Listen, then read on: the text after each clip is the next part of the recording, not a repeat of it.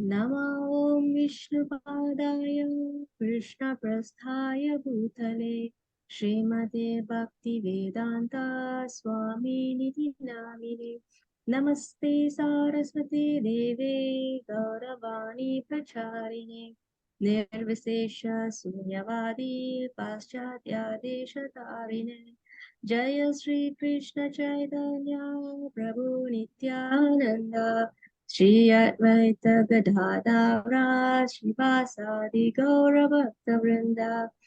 Everyone, Hare Krishna, Hare Hare Krishna, Krishna, Krishna Krishna Krishna, Hare Krishna, Hare, Hare Hare, Hare Hare Rama, Hare Rama, Rama, Hare Rama Rama, Rama, Hare Hare. Hare. that's it. Srila Prabhupada ki jai. So let's set our intention to understand and get some self-realization from the class today. So we will commence with reading of extract from understanding introduction of Bhagavad Gita. So who would like to go first? Vijay Bharat Prabhu. Hare Krishna Mataji. Lord Krishna descends specifically to re-establish the real purpose of life when men forget that purpose. Even then, out of many, many human beings who awaken, there, there may be one who even actually enters the spirit of understanding his position, and for him, this Bhagavad Gita is spoken. Actually, we are all swallowed by the tigers of nescience, but the Lord is very merciful upon living entities, especially human beings. To this end, he spoke the Bhagavad Gita, making his friend Arjuna his student. Being an associate of Lord Krishna, Arjuna was above all ignorance.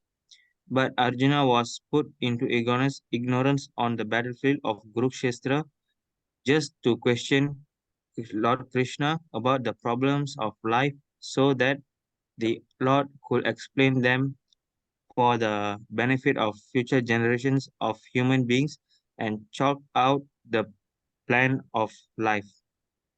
The man could act accordingly and perfect the mission of human life.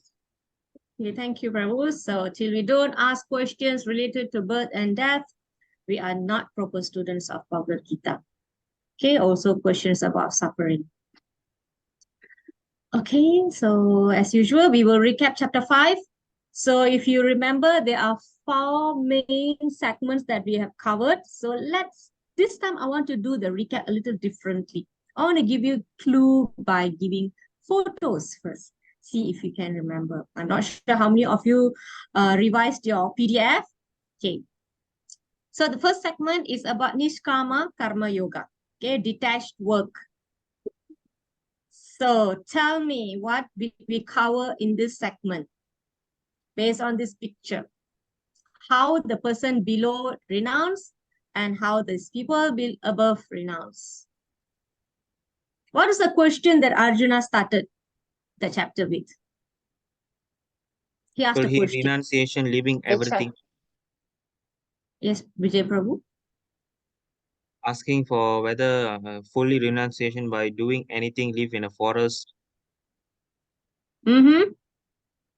but uh, Krishna didn't allow that. He said he doing his daily life duty while practicing detachment. Okay. Which is better? Yes, thank you, Prabhu, and Bakshi Mataji, and Dasarathan Prabhu. Which one is better, renunciation or devotion? And what did Krishna answer? Did he say one is good, one is bad? Both is good. Both are good. Both are good. But Devotion is better. very good. Okay, straightforward from that verse. Okay, so next one. How to perform Nishkama Karma Yoga? Before I bring out any clue pictures, does anyone know anything about this segment? How to perform? Do you recall any pictures or any examples or any analogies that we can use to explain this segment?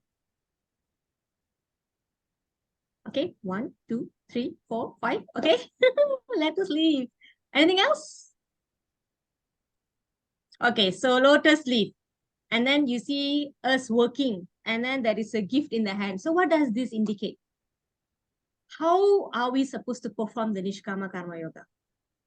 Lakshmi Mataji, would you like to say something? In your own words. Mm, How should we do this, Nishkama? work without attachment, similar to how the lotus leaf doesn't absorb the water. Very good. Okay. And then how about this? The other two?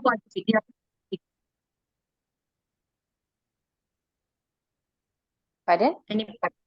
How about the other two pictures? The one that's working and the computer, the laptop, and then the gift. So you work without expecting the fruit out of what we have done. Okay, yeah, thank you, Mataji. There's Dasarana Prabhu, you're correct. Performing duty without attachment, surrender result to the law. Okay, very good. This method is looking very good. Okay, so work with devotion, control his mind and senses. Okay, Nishkama Karma Yogi. Material senses are engaged. Okay, of course, our hands and limbs and everything are engaged. Okay, but he's aloof. Why? Because he works without attachment to the fruits of the work. Just like water on lotus leaf. It seems like you are in contact, but actually you are not absorbing the water. All right, and finally, we offer results to Krishna. Okay, next was liberation by focusing on the super soul. What did we cover here? When you see this picture, what comes to your mind?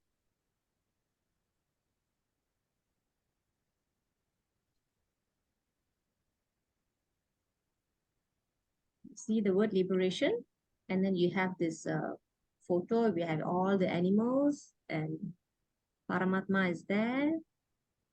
All living entities are same. In what sense? Okay. Therefore, what we should do? So this is a path to attain liberation. So we know that all the living entities have the soul. So what is our approach towards all these living entities to achieve the liberation? Seeing everyone with equal vision. Very good.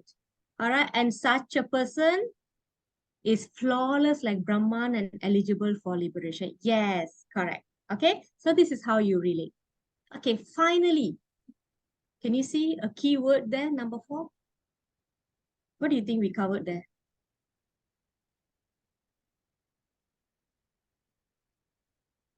Any words that's coming to your mind? Okay, peace formula. All right. How to actually achieve peace in this world. So what are the things that we should remember from here? That we are the controller, that we are the beneficiary, that we are meant to enjoy everything in this world. Okay. What are the key words in this peace formula? What are the components in this peace formula? Krishna is the beneficiary. He is the supreme enjoyer. Everything finally goes to him, not us.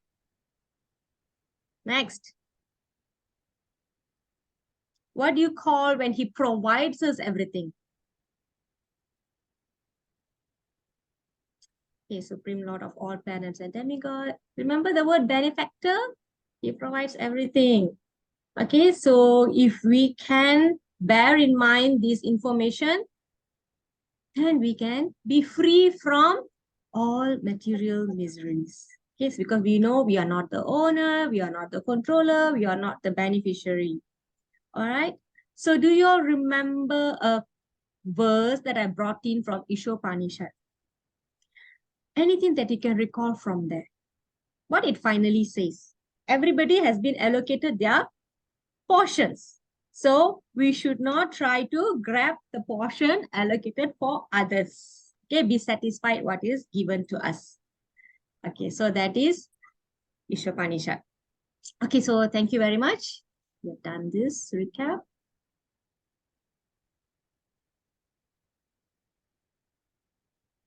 All right, so in chapter 5, okay, peace formula is 5.29, yeah?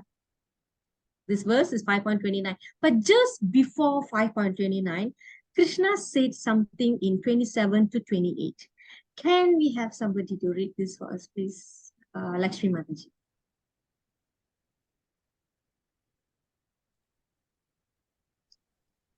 Okay. Shutting out all external sense objects, keeping the eyes and vision concentrated between the two eyebrows, suspending the inward and outward breaths within the nostrils, and thus controlling the mind, senses, and intelligence, the transcendentalist aiming at liberation becomes free from desire, fear, and anger. One who is always in this state is certainly liberated. Okay, thank you, Mataji. So talking about the liberation here, right? Okay, so between this and this, Krishna mentioned about achieving liberation through Ashtanga Yoga. So here in chapter 5, Krishna has already given a glimpse of Ashtanga Yoga. In a summary, he has mentioned how to achieve liberation. So before that, it's about controlling the mind, sense, intelligence. And the liberation is from desire, free anger. All right? Okay. Now, the chapter 6, Dhyana Yoga, which is part of Ashtanga Yoga, is a mechanical meditative practice, controls the mind and senses, and focuses concentration on the Paramatma. So the goal of Dhyana is try to experience or see God in ourselves as super soul that resides in us as super soul. All right, the super soul is the form of the Lord situated in the heart. Always remember that the Lord, the Supreme Lord, can be realized in three understanding, three aspects. Brahman, the most external feature. Paramatma, localized, means it's inside our heart. And Bhagavan, his original form. Okay. This practice culminates in Samadhi, full consciousness of the Supreme. So all the Dhyana yogis, this is what they were attempting. They want to experience God in themselves. Okay, so Krishna will be discussing, Krishna discussed a little bit on Ashtanga Yoga in chapter 5. And later he will establish that it is an impractical path. Therefore, it should be not be practiced in Bhakti Yoga. Bhakti Yoga is express. Okay. All right. So in text 27 in chapter 5, it was mentioned to set the scene for chapter 6. Okay. Now, before you practice, why Krishna mentioned Ashtanga Yoga at the end of chapter 5 is because before you advance to Ashtanga Yoga, the basic steps in the Ashtanga Yoga ladder is to perform Nishkama Karma Yoga. So he's taking us step by step. Okay, you have to observe the do's and don'ts. So you have to perform Nishkama Karma Yoga. And then you have to have the control of mind, which means ultimately you have to be indifferent to all material things, to be unaffected.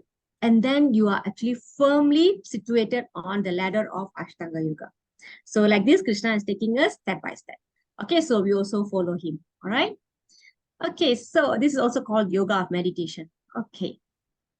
So as usual, I like to compare what we have covered in level 1 and what are we going to cover in level 2. All the verses we will be covering as a revision. Okay, and I also will be giving additional information compared to level 1 and how it is applied in Krishna consciousness or how Krishna consciousness fits these elements. Okay, the Dhyana Yoga elements. And we have some extra verses as well. All right, so Krishna started this chapter by describing there are 2 stages in Ashtanga Yoga, the beginner level, the advanced level. So let us see what happens at the beginner level and the advanced level. Shasi Rekha Mataji.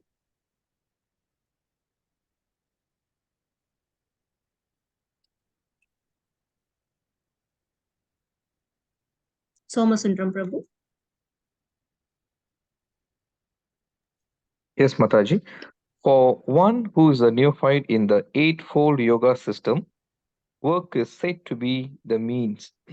And, and for one who is already elevated in yoga, Cessation of all material activities is said to be the means. Thank you, Prabhu. Okay. Now, so here Krishna is explaining in general two segments of or two stages of the eightfold system, Ashtanga Yoga. So there are 8 steps in the yoga practice. Lord Krishna is explaining someone who is a beginner, they start by doing work or activities that are allowed, and he abstained himself from doing activities or work that are prohibited. So these are called do's and don'ts. And when he does things, he has to cultivate detachment from the results. So this is the beginning of the Ashtanga Yoga ladder. Okay, just like children, you cannot ask them to sit still because they are still beginning to see the world, still beginning to see the life. They want to try everything. They want to enjoy everything. They have all kind of desires. So, but to enjoy safely, you give them something to play for a while for them to be happy. Okay, because otherwise they will not sit still. So there will be chaos. So there you can do certain things at the beginning of the Ashtanga Yoga. There are don'ts and do's that you have to observe. And then when he goes further, this is where it will be possible for the yogi to stop all work. Okay, so later we will see what are the things on each ladders. Okay, I've given the chart in level 1 as well. I hope you have actually glanced through your PDF in level 1. Okay, so that way we can run through things very fast. So now, in order to make that advancement, to come to that level, to the cessation of all the work, to stoppage of all the work, he has to go through purification of the heart, which includes control of mind and senses. Okay, and then only you can sit for meditation. Not that the meditation will allow you to go into samadhi right away. Okay, not that the meditation will allow you to control the senses. You have to control your senses already before you sit for the meditation. All right, so this is called yoga. The yoga is the process of linking oneself with the supreme. This is called yoga, and it is in the form of a ladder, ultimately to self-realization or samadhi. Okay, so let's move. Okay, how do we see this in Krishna consciousness? Let's see that. Krishna consciousness situates on the platform of meditation in the beginning itself. We do not have beginner stage, advanced stage like these yoga ladder steps. We have stages of devotional, like it starts with faith, and then you have all the anartha nivritti, removal of our anarthas, and then you have sadhu sanghas. So that kind, and then finally you attain pure bhakti. So that is stages of bhakti is different. But as at any given point of time, we are all at the meditative state already as we enter the bhakti yoga. Why? Because we are always thinking of Krishna. We are constantly engaged in Krishna's service, and we should be. Okay, ideally, we should have ceased all material desires, which we are actually doing since level 1 until level 2 here. We are consciously trying to perform our duties without being attached to the fruits. Or we are surrendering the fruits to Krishna as a gift to him because he is the beneficiary. After all, who is the provider? He is the provider, and nothing happens without his consent. So you have all this knowledge, right? He allows everything. He sanctions it. He is the controller. He is the provider. He is the enjoyer. So when you have all this knowledge already, you have to just put in practice consciously and be very conscious about it. That is called Krishna consciousness. So the moment you step in Bhakti Yoga, you're already at this stage already. Okay?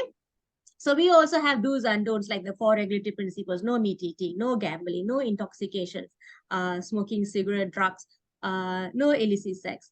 And we also do offenseless chanting. So these are all do's and don'ts. Okay, so we are already on that stage. So let me show you what consists, what is this eightfold yoga system comprised of. So as I mentioned earlier, there is beginner stage and advanced stage. It is called Yoga Rukshu, Yoga Rudha. Okay, under Yoga Rukshu, you have the do's and don'ts. And also you have asanas. Practice sitting postures, because this will allow the yogi to sit in his meditative pose for an extended duration of time. Okay, the yogi that, okay, before that, yeah, do you know who is this person here? The top left. He's the person who has written about this yoga system. There is a book, and this is the Acharya for that, and he is called Patanjali. Okay, he is Patanjali. They call it Patanjali Yoga. All right, so these asanas, the way to do this meditation is to sit for a long time, long extended time. So if you can see, since the moment you have sat, how many times you have moved, how many times you have shifted your hands and legs. All right. So to do meditation, you have to sit still for a very long time. So to do that, you have to have good back, good legs, good posture, good neck, everything. So the asanas is supposed to assist you with that. Okay. All right. Next level is the yoga ruddha. So what comes under this is the pranayama, pratyahara. Pratyahara means withdrawing the senses, like the tortoise retracts all the hands and legs, right? Like that. So it means you are already stopping your engagement in external activities already. So at this stage, the yogi is still doing external things, he's still performing duties, but he's more restricted. All right. When it comes to here, he's no more doing anything. He's totally in absorption in the thoughts of the Lord. Okay, controlling the mind, and he starts his dhyana here. Can you see? Meditation is not the beginning stage. Meditation, as per Krishna and Patanjali yoga system, it is an advanced stage of the yoga ladder, in the yoga ladder system. Okay, it is just the next stage before the samadhi. So it's not something to be taken very lightly. That is why Krishna himself given us step by step how to do meditation. Okay. All right, this is the advanced level. At this level, a person who is already stepping into meditation, he does not have any material desires. He does not engage in any activities that require involve sense gratification. Absolutely no fruitive activities. So this is how renounced the person would be at the meditative stage. Okay, so with that, we will enter the Dhyana Yoga further. This is a revision. The meditation is all about control of mind. Right? A person who has been successfully controlled his mind can advance to the meditative stage of the Ashtanga Yoga. So before that, basically what we need to understand is that the role of the mind, which can be a friend or enemy. Okay, let's read this. Dasaradan Prabhu. Yes, Mataji. 6.5, 6.6 translation. One must deliver himself with the help of his mind and not degrade himself. The mind is the friend of the conditioned soul and his enemy as well. For him who has conquered the mind is the best of friends. But for one who has failed to do so, his mind will remain the greatest enemy. Right. Thank you, Prabhu. So this verse is obviously dealing with the mind. So the mind has to help him. So whether the mind is going to help him as a friend or is going to be an obstacle as an enemy, it all depends how we control it, how our intelligence control it. So we have to learn to control the mind. We have to make the mind our friend. Speak to the mind, right? So we need to, how do we do that? We need to engage the mind in Krishna Seva. And that way, the mind can be our friends and we know how to use it properly. If we do not know how to make use of it, it will be our enemy. If we don't know how to use it, or if you don't know how to engage the mind, then if you remember the genie story, it's going to eat us up. Okay, right? So the knife in a safe person's hand could be used to heal a person or save a person. But in a bad person's hand, it could harm himself and it could harm others. It's the same tool, but how are you going to use it? It's what that matters. Okay. All right. So basically, here, that's what we are doing. We are controlling and we are engaging our mind by hearing Krishna's philosophies, topics about Krishna. We are chanting, we are singing, we are reading. A lot of you are reading also. And a lot of you are sharing also your realizations. So you are already engaging your mind, but it's just, it has to be more, not only once in a week. All right. So in that way, the mind will become our friends. Okay.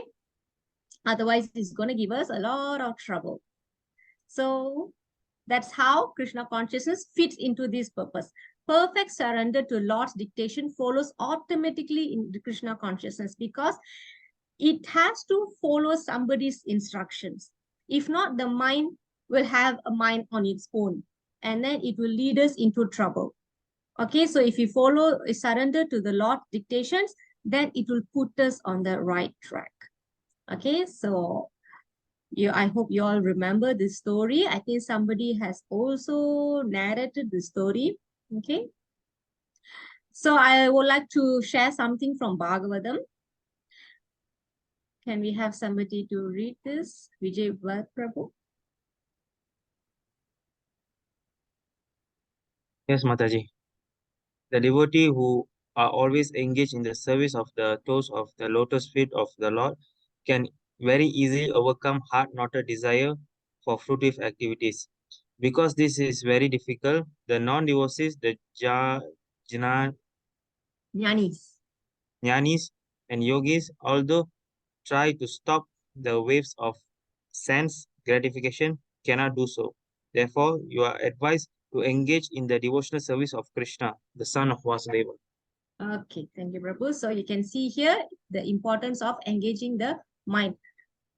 Okay, there's one time we had this older temple president, his late Uttama Prabhu. So there was one class I still remember now.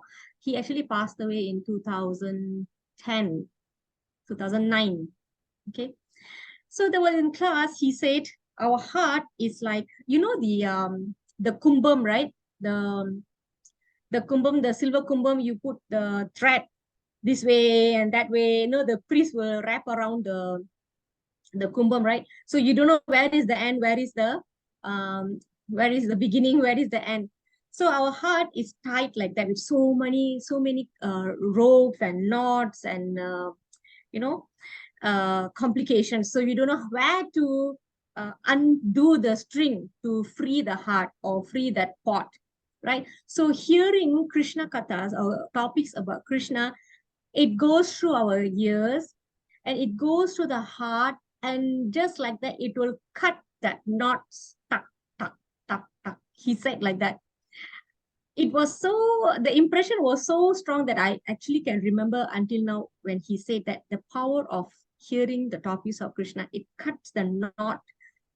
So you can see here in Bhagavatam, cut the heart knotted desires for fruitive activities. So our heart is covered with that kind of desires. The karmic reactions all because of that, right? It's heart knotted, so difficult to take out. So hearing the topics of Krishna will help us and also practically engage in the seva. Then only you will relish the taste of that seva. Until and unless we engage our hands and legs in actually doing the seva, literally, not only sitting at our places. Of course, we are trying our best, but we also go out and do something practically. It's difficult to relish the ultimate taste of it. Okay, so need to engage it. So that is the ultimate result of our activities here. All right, so but it is not easy for everyone. That's why people are becoming jnana yogi and dhyana yogi. Okay, they try to stop the waves of sense gratification, but they cannot do so because sometimes they fall out. All right, so it is better you engage in something that will guarantee you a progressive path. Okay, there is no fall down on it. There is no failure in it. Because in chapter 2, text 40, Krishna said, Neha Bikrama Nasosti.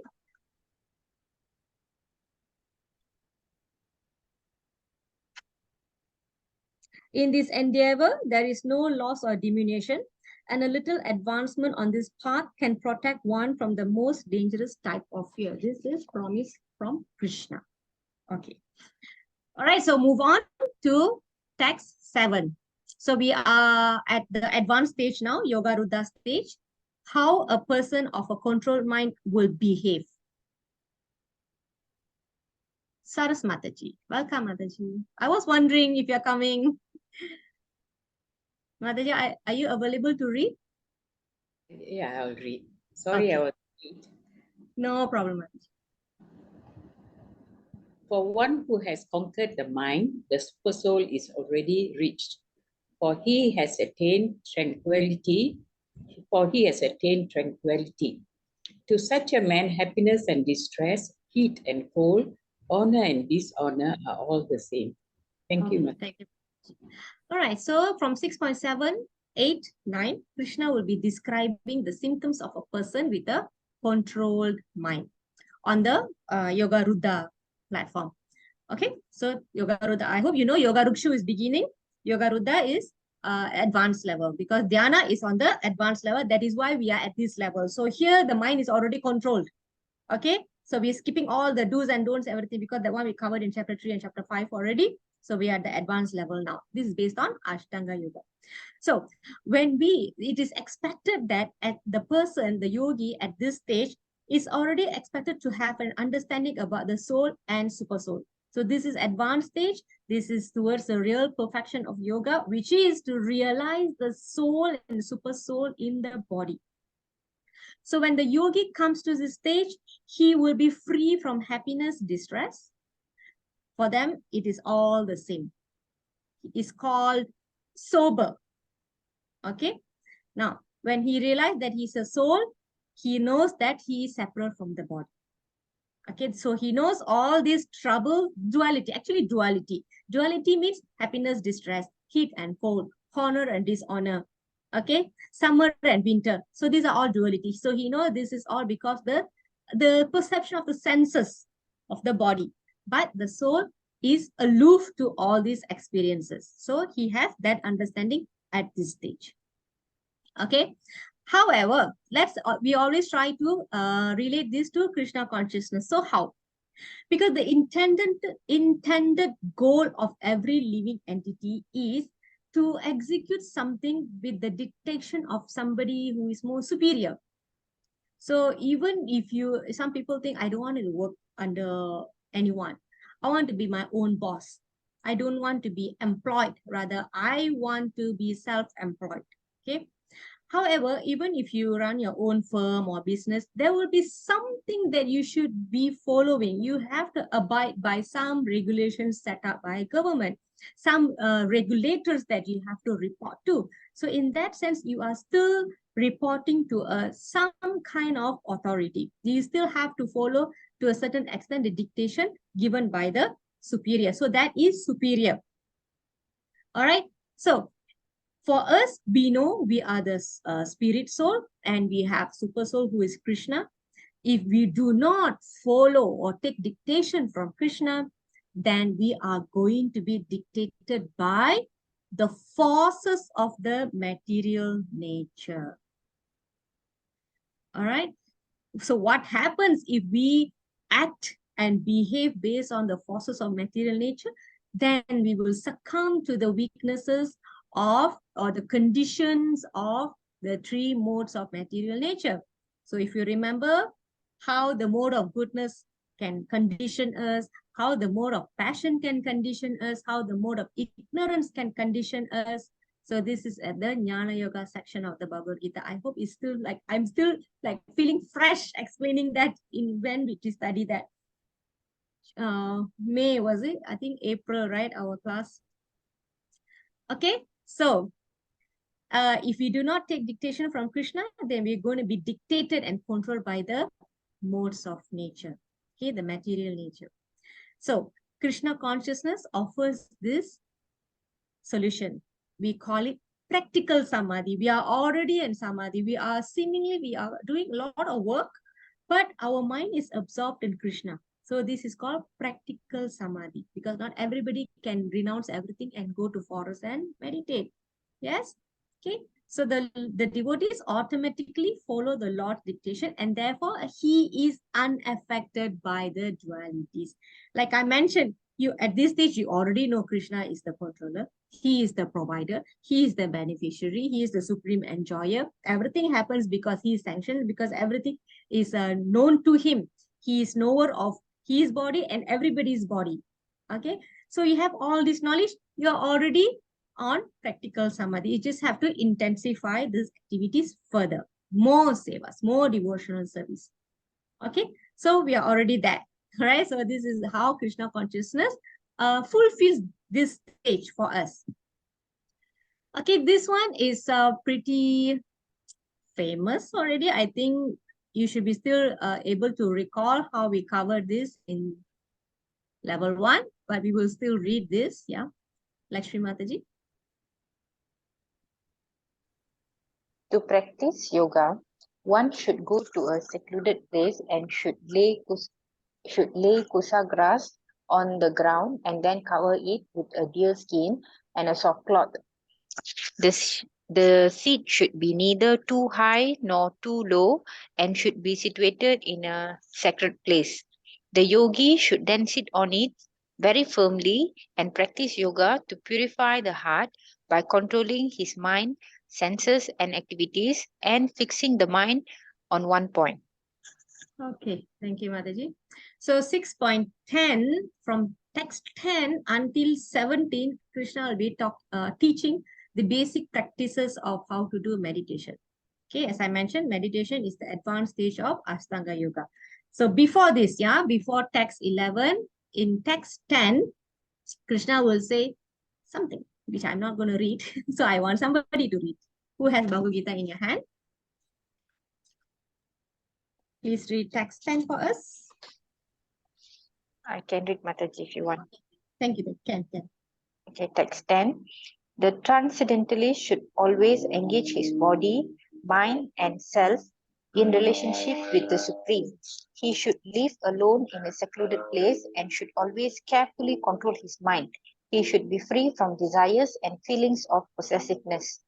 Okay, thank you, Mataji. So, what was the point in text 10? Who can tell?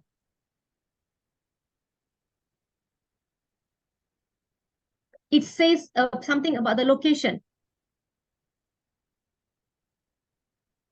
Other than Mataji.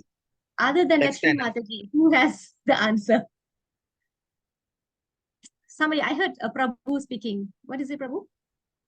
Text 10, Mataji. Text 10, right? Yeah, from the text 10. What is the, what kind of location Krishna said?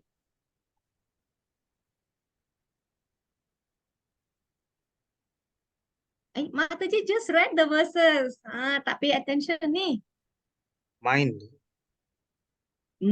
What mind? What did Krishna say about the location? Anybody else?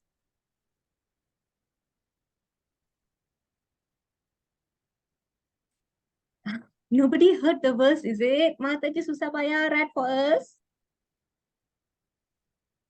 I want to see the answers at the chat box, please. I really want to know if you all are there. Sorry, yeah. I want to know if you all are there because we need to support each other and I want to make sure that you all are there. What kind of location Krishna said the yogi should be at?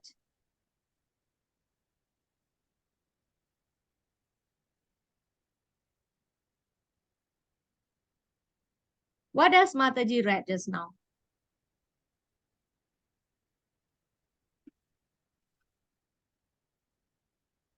Okay, I am beginning to feel sad already. Are there no any participants on the other side? Should be a sacred place. Okay, what was it mentioned sacred? Let's see. Okay, it didn't mention sacred, but I think it is mentioned here in text 11.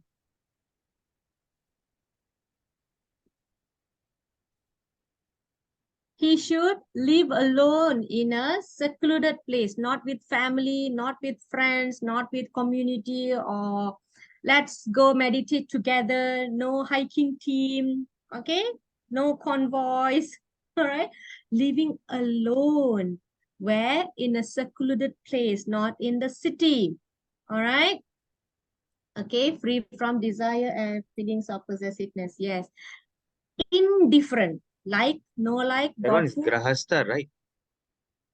Prabhu? Which one, Prabhu? Who's Grihastha, Prabhu? Prabhu, what happened? Okay, so then continues to this text 11 and 12. Okay, so the point here is that we need to apply each and every verse in our life. Is this?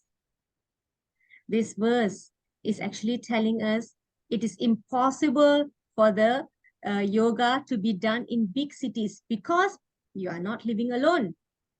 You are not living in a secluded place. And you don't have all these kusa grass available. You don't have the deer skin.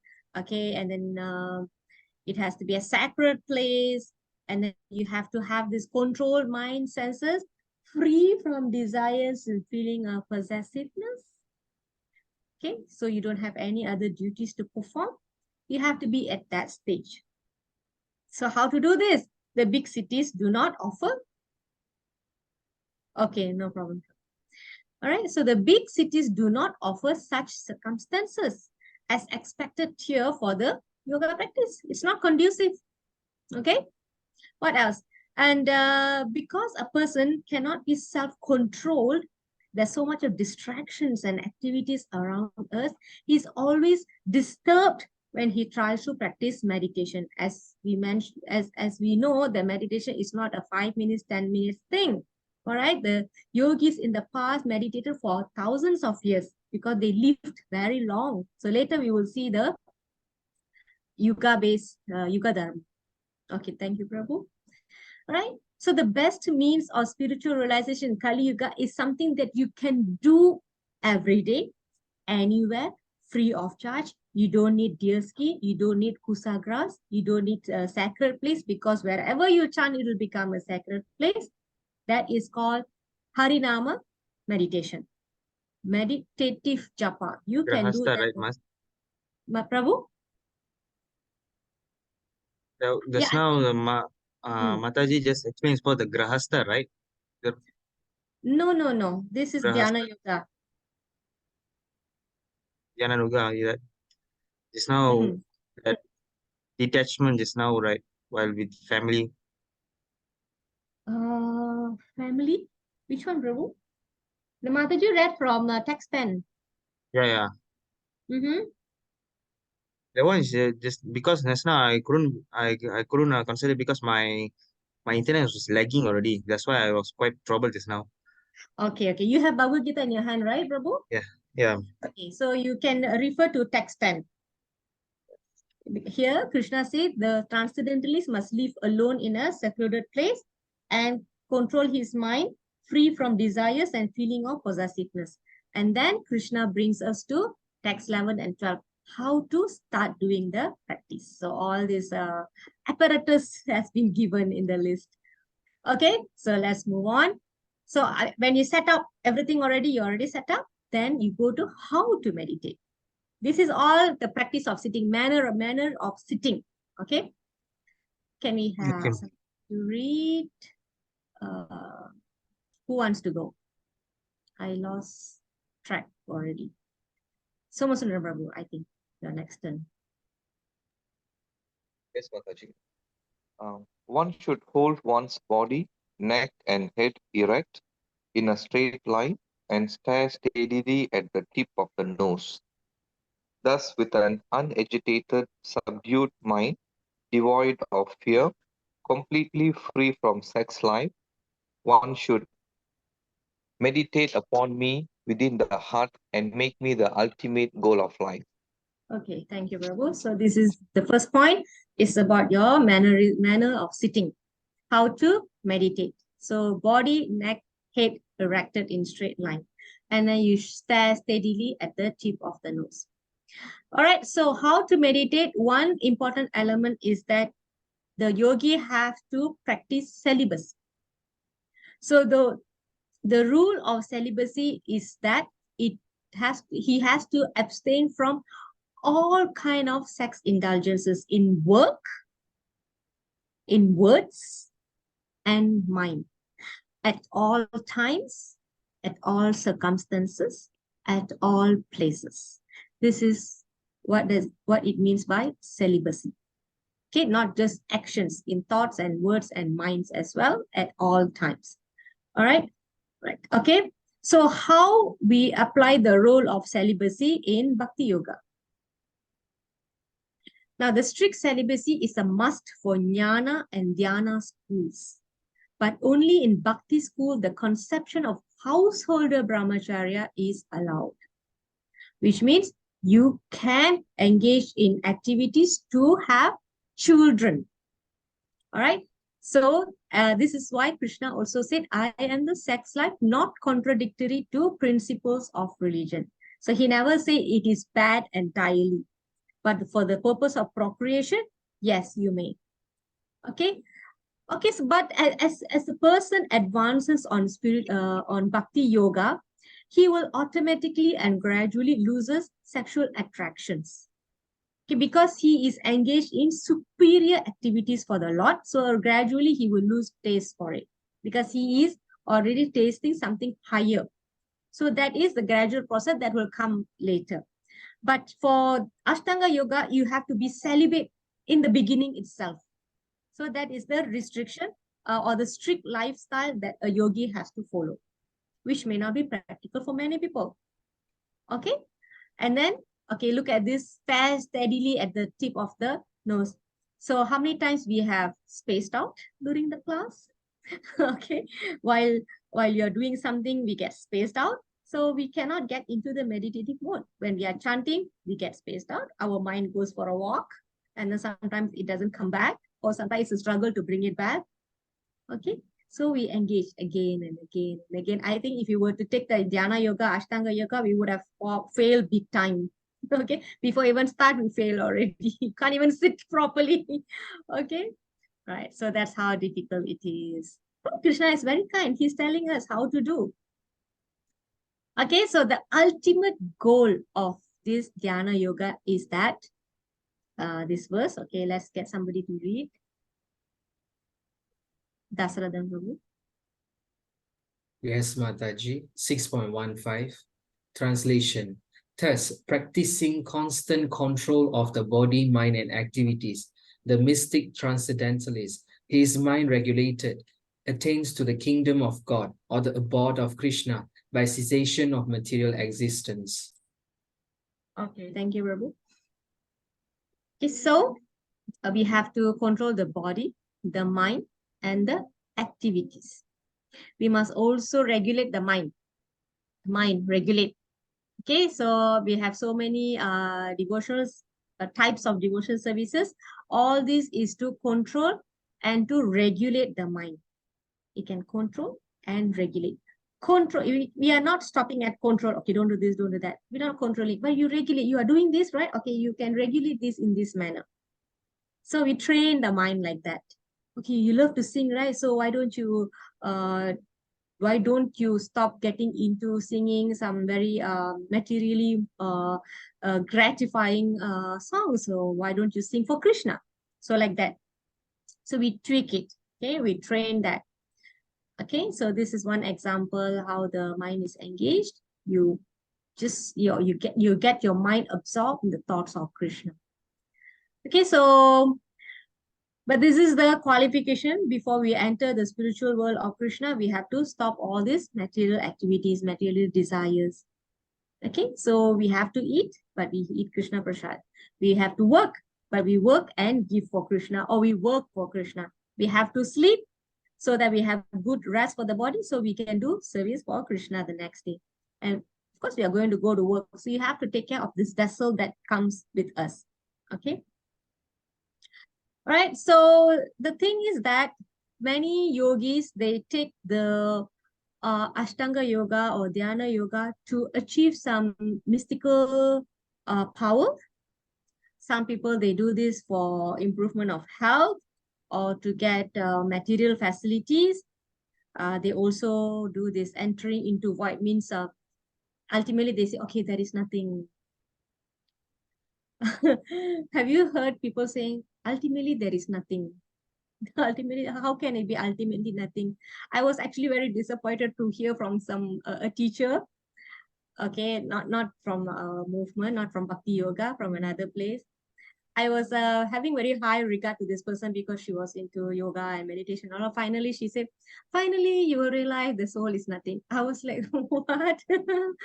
Is the soul is nothing? This is why Krishna said in chapter 2. In chapter 2 is the entire topic is about soul. Krishna gives so much of information about soul, but finally he will say this in text 29. Yeah? Some look on the soul as amazing, some describe him as amazing, and some hear of him as amazing, while others, even after hearing about him, cannot understand him at all. So for such people, I think Krishna knew there will be some people in Kali Yuga speaking like this. Yeah, it's true. I am seeing it. People don't understand the soul after all the information they have seen and heard and practiced and preaching. Finally, they can say the soul is nothing. Right? So why we want to waste our time to realize something that is nothing? So we are not entering into void. All right, we are not interested in magical jugglery or gymnastic feats, standing upside down for hours to get name, fame, and glory or cheap adoration from the public. No, it's not for that. If you want to do it to improve your health, then it should be engaged in the service.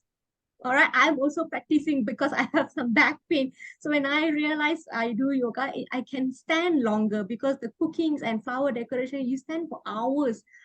For example, for Janmashtami deco, we started at 10:30 and finished at 1 o'clock in the morning. So can you imagine that's more than half a day with very little rest in between. But you will realize how satisfying is that because you know this vessel is given by Krishna and using it for the pleasure of Krishna and devotees. So you will feel like very useful. Your vessel is very useful for Krishna's service. And it's also purifying all these pains and everything. Even if you have anxieties in conducting your spiritual activities, it's called spiritual anxiety. It is not depressing. It is purifying. Okay. All right. So here it is mentioned that such a person will go to the kingdom of God after cessation of material existence. That means no more birth and death in material world. So when he enters the kingdom of God, we would, when we talk about entering kingdom of God, we want to know how the kingdom of God looks like.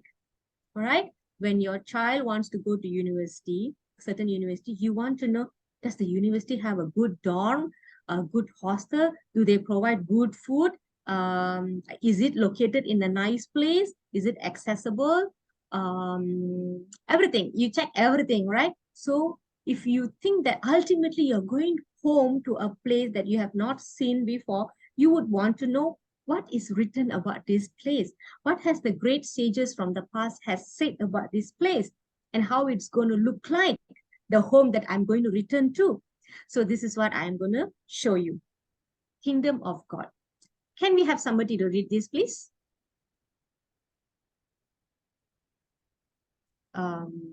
Let's go back to Vijay Bharat Prabhu. These two, Yes, Mataji. these two, yeah. Uh, uh, Arjuna said, "You are the supreme personality of Godhead, the ultimate abode, the purest, the absolute truth. You are the eternal, the transcendental, original person, the unborn, the greatest. All the great sages such as Narada, Vasita, Devala, and Vyasa confirm this truth about you. And now you yourself are declaring it to me. The supreme abode of mind is not illuminated by the sun or moon, nor by fire or electricity. Those who reach it never return to this material world." Okay, thank you, Prabhu. So here you can see Arjuna is calling Krishna the ultimate abode, Param Dhamma. So the word actually Arjuna used in this text was Param Dhamma. Okay, Param Brahma, Param Dhamma, Pavitram, Paramam Bhavan. It should be like that. Param Brahma, Param Dhamma. Param means ultimate. Okay, Dhamma means Dham, abode. So how does that ultimate abode looks like? It is not illumined by the sun or moon, fire or electricity. No electricity, no sun, no moon, no TNB, no power bank. Okay? Those who reach it never return to this material world. This is Arjuna's telling here. This is Krishna is declaring here. Okay? And this is Lord Brahma's telling. Saras Mataji.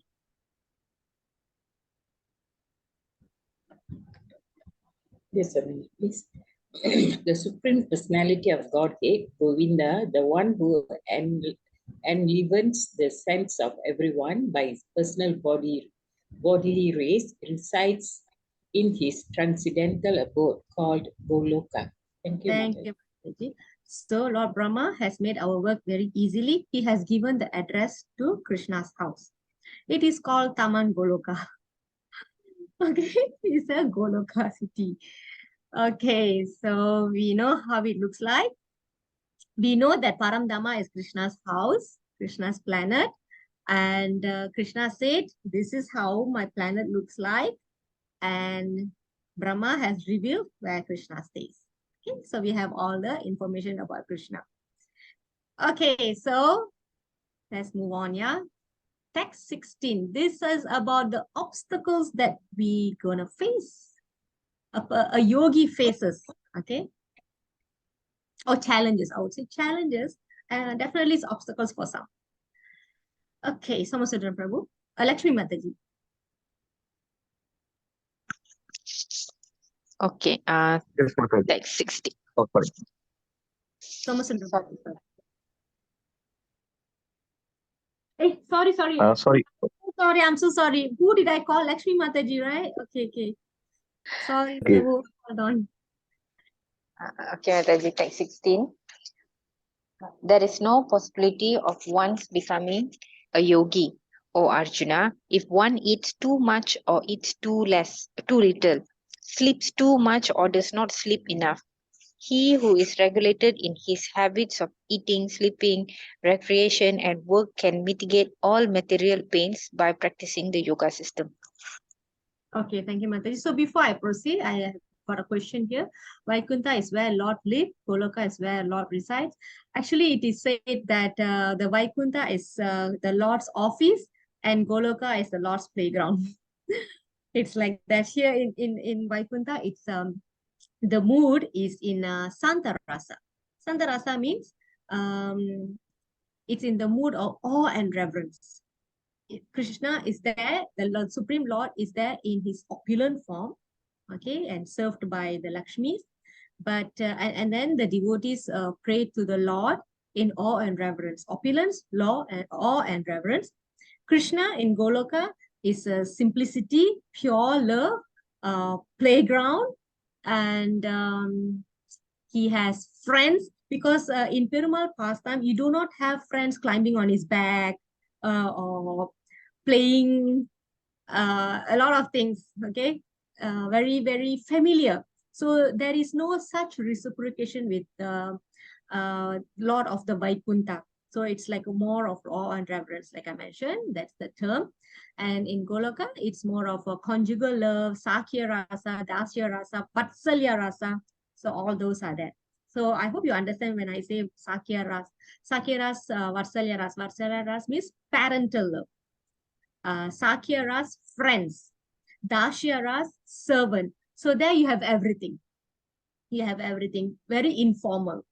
Remember one time I told you the story where Krishna and Radharani and the friends, they were playing, and then Krishna suddenly disappeared into the forest, and all the gopis and Radharani ran and looked for him, and Krishna appeared with four-handed Vishnu form. You know what all the girls did? They immediately paid obeisance to the Lord in Vishnu's form, and then they asked him, did you see Krishna? Can you tell me which way Krishna ran to?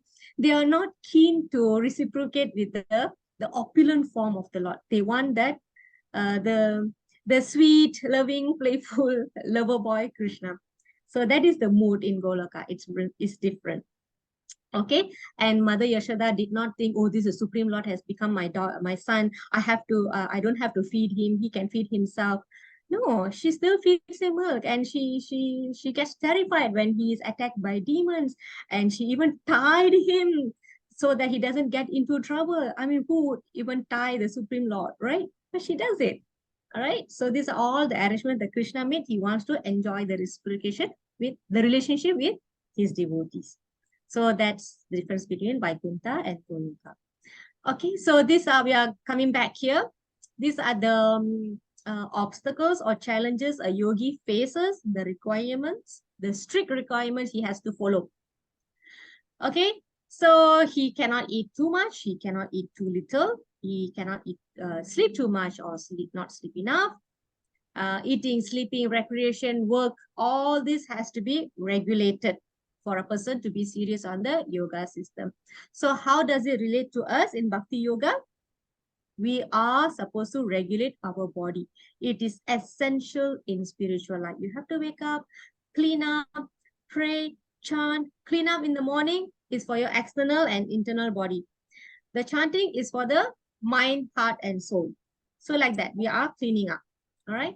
It provides peacefulness and a fit body conducive for spiritual life. So we should not ever think that, oh, we are soul, we are not the body, it's just the vessel, it's going to destroy, we're going to transmigrate, so we don't care for the body.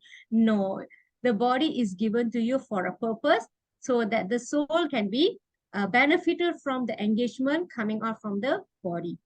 Okay, so it's a vessel. You have to take care of the vessel. It's not like you disregard your car, isn't it? Because all that matters is you who is in the car. It's not because the car is taking you, so you have to service it properly, refuel it properly, wash properly.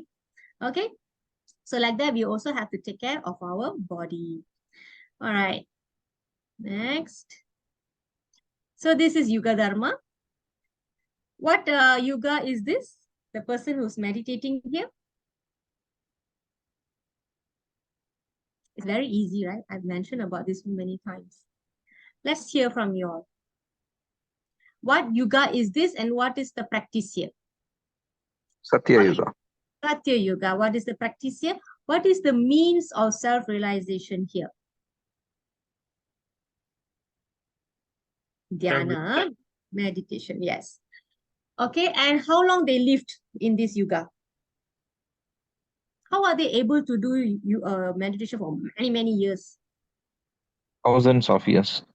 Yeah, it's actually 100,000 years.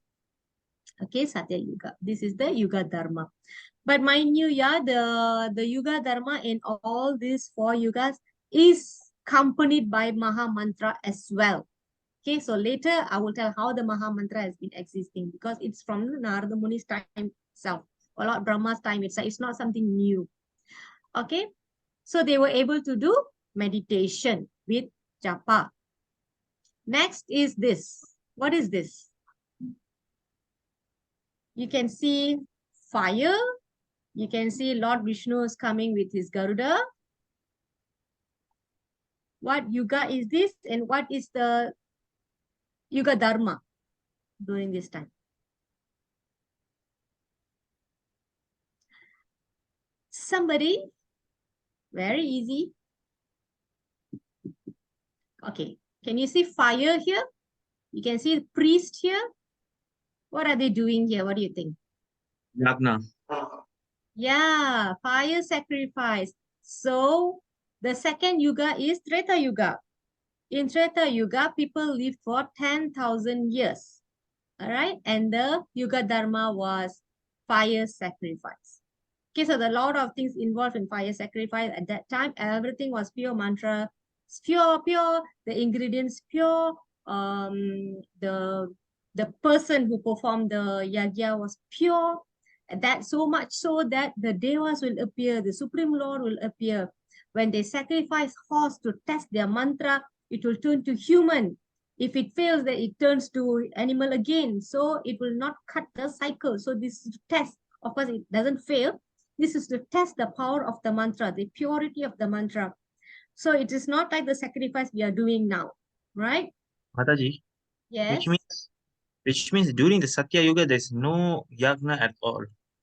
That I'm not sure, Prabhu. It would have been, but the more prominent one was meditation. which means some kind of revolution. Yeah, something has been reduced gradually. So they were not able to achieve perfection through meditation. So it became more of activity, external activity, doing sacrifices, offering the results to Krishna. Yeah, Yagya Purusha Vishnu. Okay, and then later on in Kali Yuga, the Yuga Dharma was deity worship. So this is where a lot of temples were built. Okay, and people here at this stage, they live for 1,000 years. Okay, finally in Kali Yuga, this is not possible. This is not possible. Things are not pure. Not everybody can afford to have yagya in their house. We do not have pure brahmanas. We do not have pure mantras. We do not have pure ingredients. Okay. So here we also cannot build temples. It's not financially possible for us. Okay. So what is very, very possible for us is in Kali Yuga is the Harinama Sankirtan. In Kali Yuga, people live for 100 years. But I think I mentioned 2 weeks ago, towards the end of Kali Yuga, people will hardly live for 30 or 50 years. Okay, so we are also now hearing people 40 years old all can die of heart attacks. All right. Right, so life is so uncertain. You can't say I have 100 years to live. It's a long life. 100 years is a long life already. Okay, so here they had long life, then meditation to realize the super soul. So the people there were pure, pious, and they can sit and meditate for a long time. So here the life, the duration of life reduced to 10,000. People couldn't do meditation. So they did process of sacrifice. They performed yagya, they chanted mantras. All right. In the chant in Kali Yuga, we can also chant the mantra. We have a very simple mantra to chant. We can do that. Okay, but in Treta Yuga, the way they chanted the mantra was very pakka, all right, very different, very pure. All right, they can burn something by just chanting the mantra. So it was so pure. Okay, so right now we're just going to chant the Maha Mantra to at least burn our karmas. Okay, all right, and Dwapara Yuga, people are becoming less and lesser religious. The age becomes 10,000 to 1,000. So the process was to worship deities. All right, why the deity worship was more prominent here? Because it helps to regulate everybody to come forward. They can regulate keeping them clean because there will be rules and regulations. You have to bathe how many times, you have to do this, you have to do that. All right, so it keeps them clean internally and externally and stop them from arguing with each other. So it is mentioned like that. So they can engage here. All right, and as people become more and more impious, the tendency to argue became more. All right, and by worshipping the deities in temple also become an issue. Oh, I worship this deity, you worship this deity, so they argue more. The argument become more, the quarrel is becoming more. All right, okay. So what happens that as the Kali progresses, we develop more bad qualities. So it becomes very impossible to be undisturbed, to have purity in what we do, to build temples or do deity worship without distractions. So do individual chanting or congregational chanting. Congregational chanting is chanting in group. If you come to temple, you will experience that. We chant and dance in unity. All right. So that's done in group and loudly because it benefits us and also benefits others. Okay. Okay, and what else? All right, so why the other activities are not possible in this age of Kali is this. It's given in Bhagavatam, Canto 1, Chapter 1, Text 10. O learned one, in this iron age of Kali, men almost always have but short lives. They are quarrelsome, lazy, misguided, unlucky, and above all, always disturbed. We get disturbed very easily. Even now, I'm very disturbed with my pain here. I'm constantly feeling disturbed here. Okay, so something is like really bugging here. So we are always disturbed because that is Kali Yuga. So therefore, is Ashtanga Yoga suitable for Kali Yuga? It is not. All right. So why worry? Because the Yuga Dharma that is given in Kali Yuga, the result of performing the Sankirtan in Kali Yuga, it is equivalent or it surpasses the benefit that we can get by doing meditation in Satya Yuga, by performing sacrifices in Treta Yuga, by worshipping the lotus feet temple deity worship in Dwapara Yuga. Okay, all these can be all these results can be also achieved by chanting of the Harinam, because Krishna said in chapter 10, I am the I am the of sacrifices, I am the chanting of the holy names, Japa, text 25, chapter 10. So that is also Krishna. Okay, so let's talk a little bit about the life of Narada Muni, how it's important to realize the duration of life that we have. So Narada Muni was born to a maid servant. Okay, I mean, not Narada Muni, yeah? Narada Muni in his previous life. He was born to a maid servant. So there's one particular period where the sages will stop travel because it will be a rain season in India.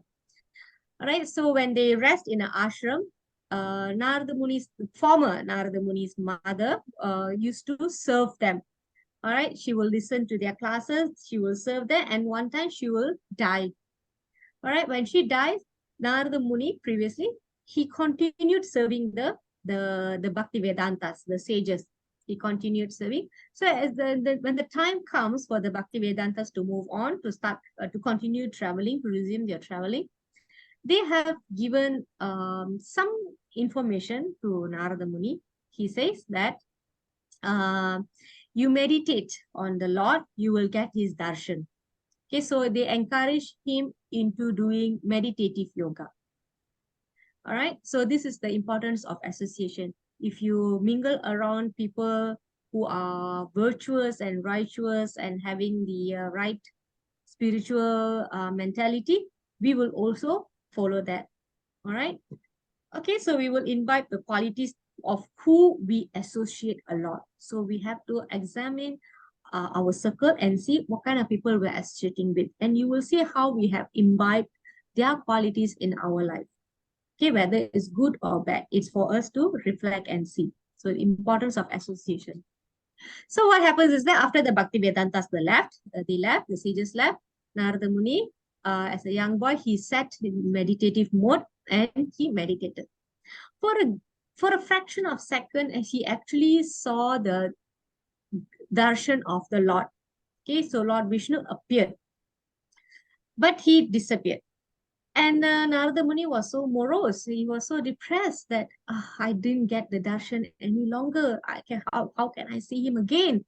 And then when he was so morose and very sad, the Lord appeared and in his dream and said, just increase your desire to see me and you chant my holy names and you go on in your life.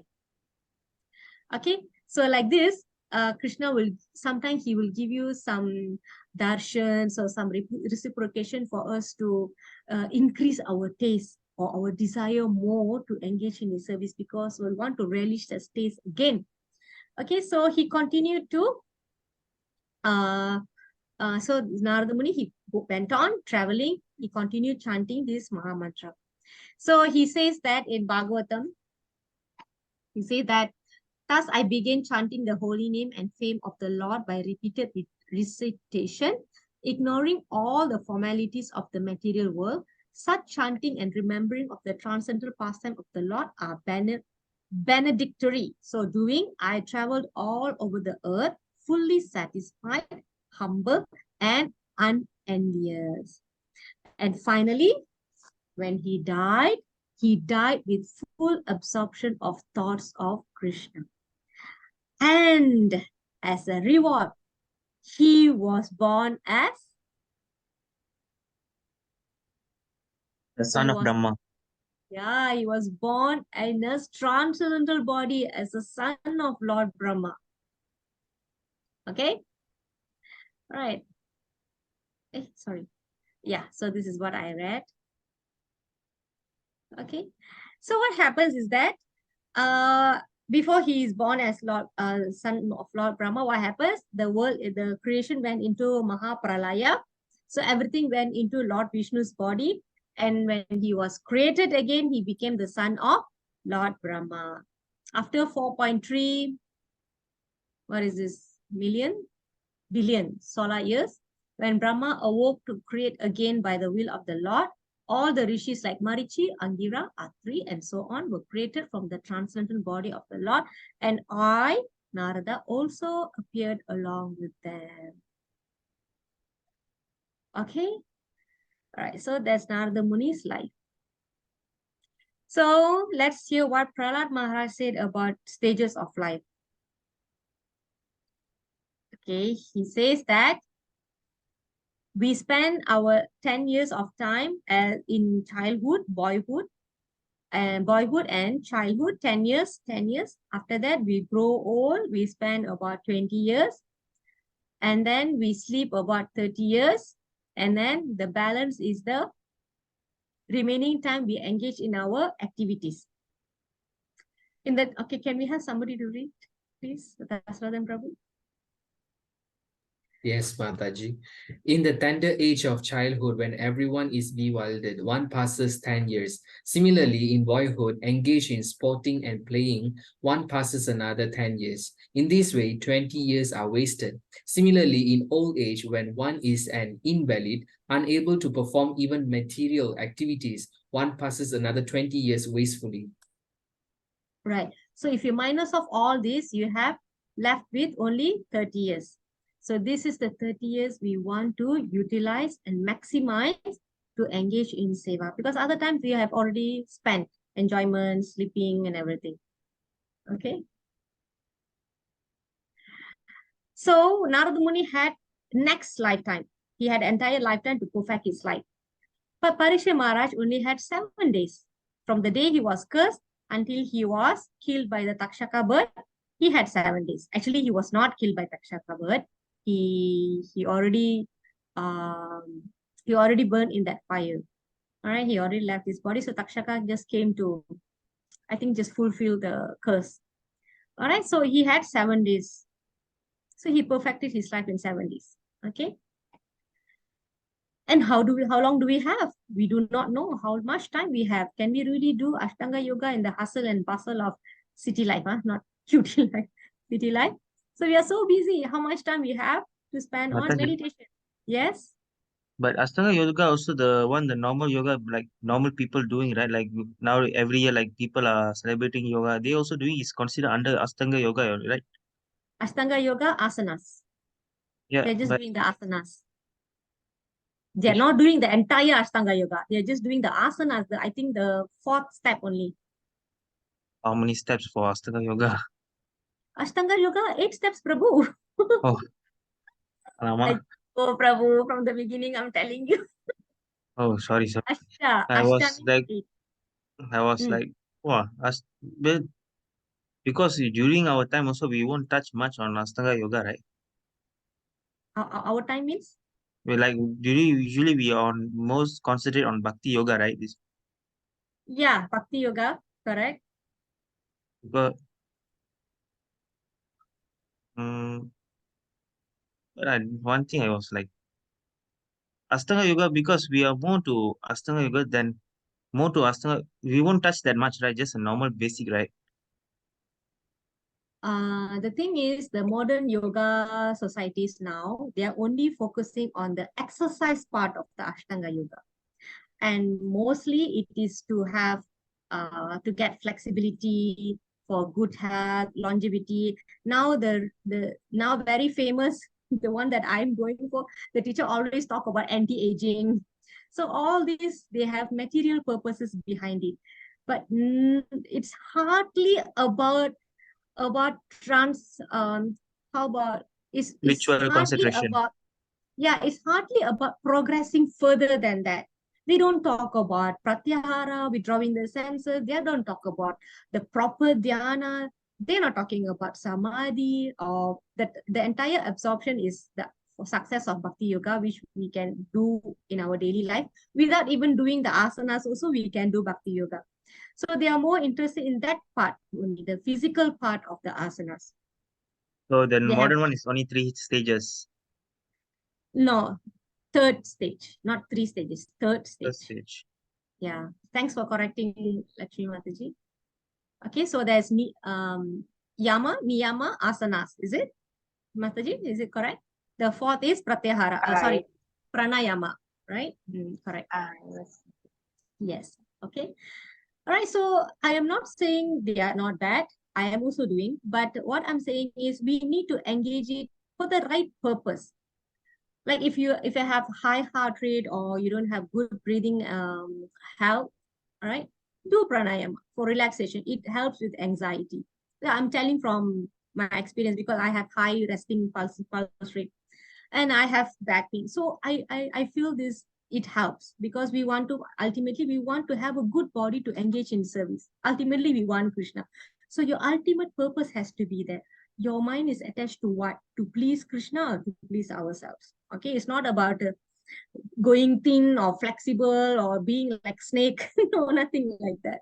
Okay, some people, they do that to get siddhis. So they also do that. All right, which they may get if they do asanas properly, but that is not what we want. Right? We don't want to do magic tricks for what? It's not going to stop our birth and death. Okay, so we can't do all these Ashtanga yoga things in our modern life with all our commitments. Okay, maybe one day we do, 2 days we don't do, so it's not like that. All right, so Krishna has given us the holy name. So let us read this, Somasundram Prabhu. Yes, Mataji. O my Lord, your holy name alone can render all benediction to living beings. And thus you have hundreds and millions of names like Krishna and Govinda. In these transcendental names, you have invested all your transcendental energies. There are not even hard and fast rules for chanting these names. O my Lord, out of kindness, you enable us to easily approach you by your holy names. But I'm so unfortunate that I have no attraction for them. Yeah, this is the, thank you, Prabhu. This is the glories of the holy name. There are 8 verses. This is the second verse. Okay, so this is Bhakti Yoga. What are the activities? Anybody can do anywhere, anytime. We don't have to look for a secluded place. Okay, and it can be done by anyone, old people, young people. However, Arjuna has this problem. If you remember this verse, O Madhusudana, the system of yoga which you have summarized appears to be impractical and unendurable to me, for the mind is restless, unsteady.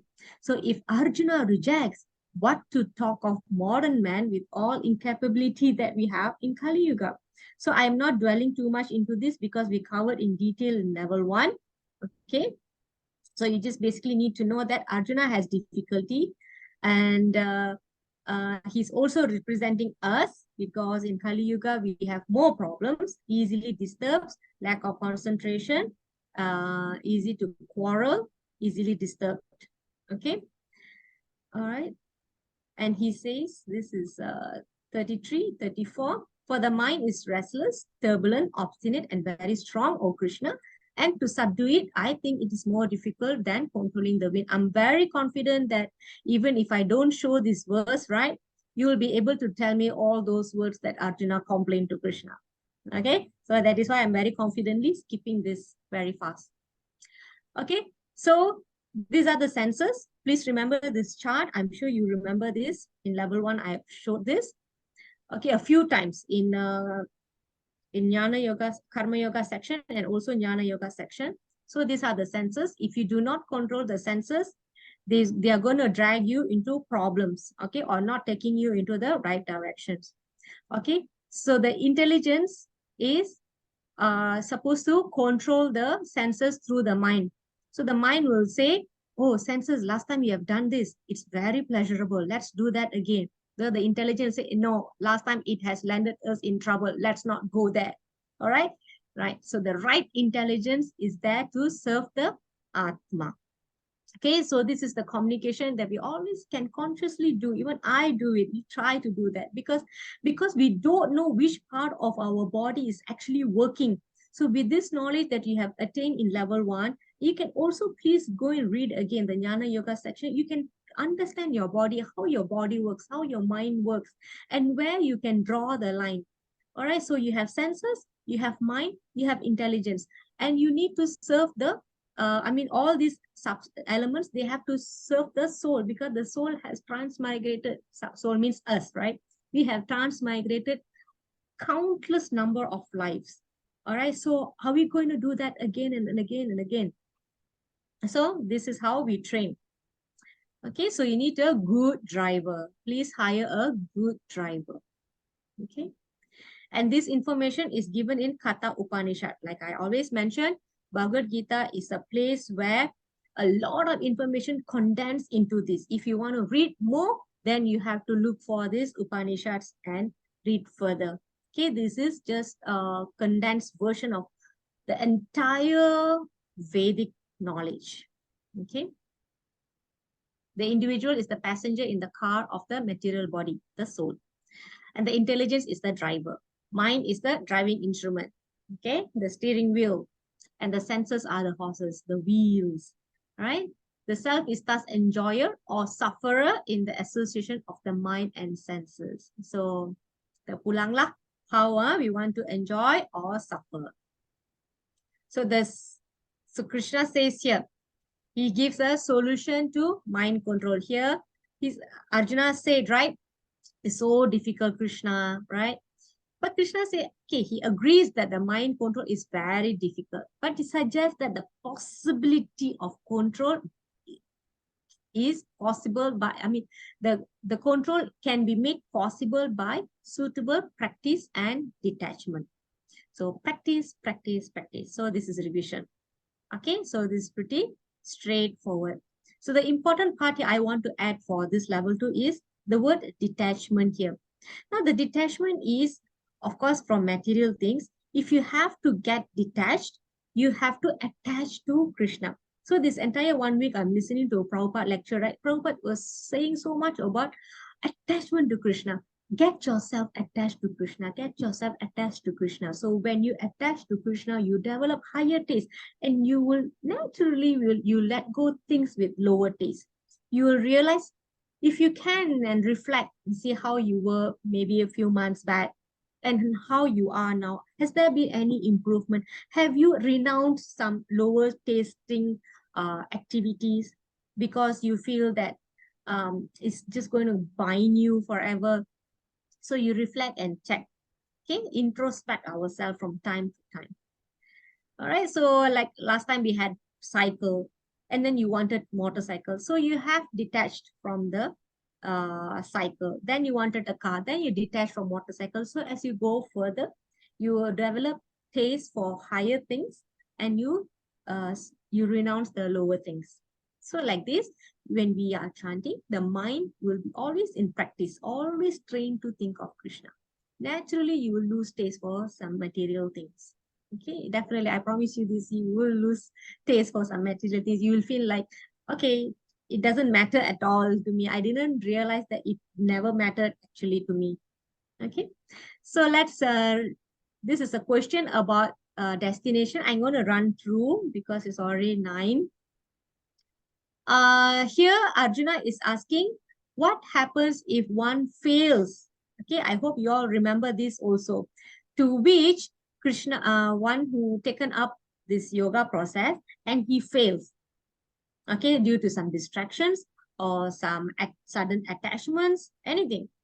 Okay, so what happens is, Krishna says there are 2 ways a person can benefit from this. One who falls down after a short term of practice, and another one who falls down after a long term of practice. So what happens to the person who falls down after a short term of practice? Do you all remember what we studied in level 1? Well, the answer is also there, but I want to hear from you. You will be born in Do you all remember these pictures? Yeah, I remember what I said. Yes, Yeah. Mataji. Yeah, so we will be born in the family of righteous or rich family. Okay, but if the yogi fails after a long term of practice, he will be born in the family of transcendentalists with great in wisdom. Okay, so that is why some children, they take up devotional life very fast, because previously they were long-term yogi or devotees. Yes, Prabhu, there's a snapshot here. You're asking anything? Oops, what did I do? Okay. Hold on, yeah.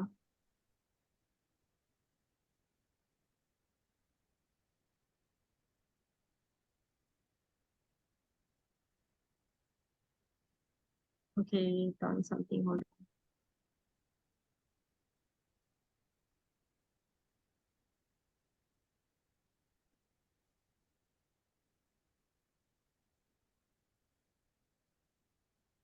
Okay.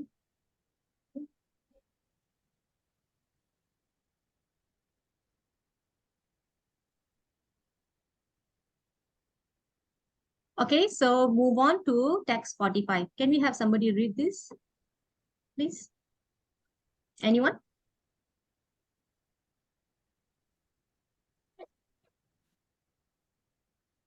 And yes, Mataji. Okay. And when the yogis engages himself within sincere endeavor in making further progress, being washed of all contaminations, then ultimately achieving perfections after many, many births of practice, he attains the supreme goal. Yes, so this is the ultimate destination of the yogi after many times of practice. Okay. Persons who have acted piously in previous lives and in this life, and whose sinful actions are completely eradicated, are freed from the dualities of delusion, and they engage in themselves in my service with determination. This is also related verse, which is in chapter 7, text 28. So the application is that there is no loss for one who takes to the path of transcendence. So you will progress. You will progress. There is no loss. But it's just about how much time we have and how many times you're going to take that birth to perfect that practice. Okay, so for this, Krishna gave a solution. Can we have somebody to read this? This is the last verse, I think. Somasundara Prabhu.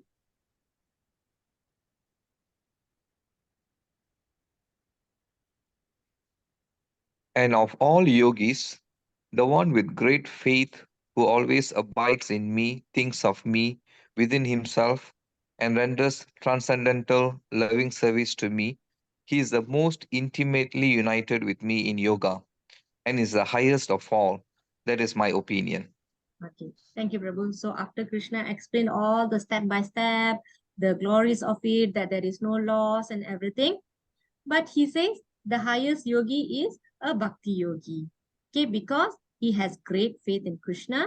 He takes shelter in him, which means always abides in me, always thinks of Krishna, always thinks of me, and renders devotional service. Because of he's doing all these things, this bhakti yogi is the most dearest to Krishna, because the yogi is not doing, the bhakti yogi is not doing things for himself, like sitting on his own secluded place. He's not doing anything for himself. He is doing to Krishna, for Krishna. Okay, so he is very dear to Krishna. That's why. Okay, so this is the conclusion of yoga ladder. It all starts from karma yoga, which is the niskama karma yoga, yeah, performing activities without fruitive results. Okay, so finally you achieve bhakti, where in karma yoga you are actually working, but you're giving away some of the results. And then as you go, you cultivate knowledge, you will realize the Lord inside the heart. The Jnana Yoga's goal is to realize Paramatma in the heart. And then he wants to experience that dhyana. So with the knowledge, we get to know of the Lord in the heart. And as you advance further, when we meditate on the Lord with the heart, in our heart, we understand that the Lord is master and I am the servant. And we will, that will be the reason why we are taking a Bhakti Yoga shortcut, fast track. Okay. So one who is doing Bhakti Yoga, he already done all this. Karma Yoga done, Jnana Yoga done, Ashtanga Yoga done. All are included. Okay. So you can take two ways. You can take the long way from Karma Yoga to Bhakti Yoga, or you can directly go to Bhakti Yoga and you still cover all this. And not everybody will get the knowledge to go to Bhakti Yoga. Not everyone. That is the challenge. That is a problem. Not everyone. So some people, they have to go through this. So if we are here, then we don't want to glide down. We want to take advantage of our fortune, right? So we don't want to waste our time. Okay, so that's, yeah, this is the shortcut. Take elevator. We don't want to take the escalator or fire staircase. Okay, so I'm going to leave this recap all here. So we will do it next week. This is for you to look through it after our class, probably tomorrow before you start your work. Okay. All right. And then we will recap this next week. Okay, so I think that's about it. Sorry for taking time. Thank you, everyone. Thank you, Prabhu. Please pray for me. I don't know what's wrong with my teeth. It's still giving me problem. Didn't go to Thank you, didn't Mataji. check with the dentist, Mataji. Earlier, I was looking for the dentist contact because I was not able to open my mouth. All my friends and contact, they were able to open their mouth on the night itself. So I couldn't open. So I went, he opened the stitches, I was able to open, but it's still hard. Once I come back home, it still jams. I don't know what's the jam here. But my main problem is that my lips and chin is still numb. It's still, I don't feel anything here. And then I still feel pain here. Here, 2 removed and 1 removed here. So it's, I still have pain. I don't know Because why. my sister is dentist. Oh, okay, maybe I PM you, Prabhu. I don't know, because the doctor said he didn't touch anything on the nerves, but if it accidentally bruised or snapped, it will be bruised. It will take months to heal. If it snapped, then it's permanent. So I don't know how serious is that. But it's like bugging, it's just bugging. The pain here is bugging. So I hope it goes off. So thank you, everyone. Just bless me. Hare Krishna, Mataji. Hare Krishna. Get well soon. Thank you, Mataji. Take Thank care. you. Get well soon.